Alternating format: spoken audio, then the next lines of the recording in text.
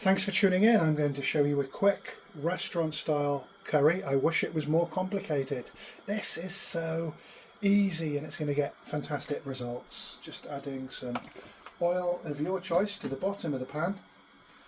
Next I'm going to fry off some ginger and garlic paste. All ingredients and their quantities in the video description. Fry your ginger and garlic off. I'm adding some Taste of India, British Indian restaurant mix powder, link in the description. Just going to fry that off. If it dries out a little bit more oil, a lot of it will evaporate anyway.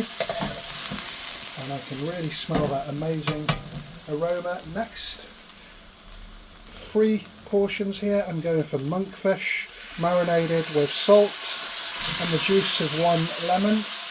Just going to stir the ginger and garlic and the spices into the monkfish. You can obviously change the monkfish to whatever ingredient you want. Just want to make sure that's really nice and sizzly. So the monkfish has been cooking for about 2 minutes now. Next, tomato puree diluted with water and a touch of Tandoori Masala for seasoning. Not too much with seafood. You want to keep the quality of the delicate flavours of the seafood coming through the curry. Add it to the sides for rapid heat distribution, and I'm just going to make sure that heat's nice and high now. Mix that in well and let it come to a good temperature once again.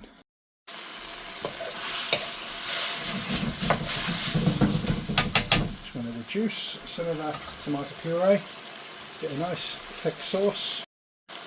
Next it's time to go in with some coconut milk. Really goes great with the monkfish. About half a can. And again, meld all those ingredients together. And let it come to a really good temperature. Bubbling away nicely. Give it a stir. And we're going to add some British Indian restaurant style based gravy, link in the description, just to further the flavour really. It's not absolutely essential, but I did promise a British Indian restaurant style dish, and that's where the onion component comes in, which I think is important for a good balanced curry. I'm just going to let that simmer away, allow the sauce to thicken up, no stirring, really important.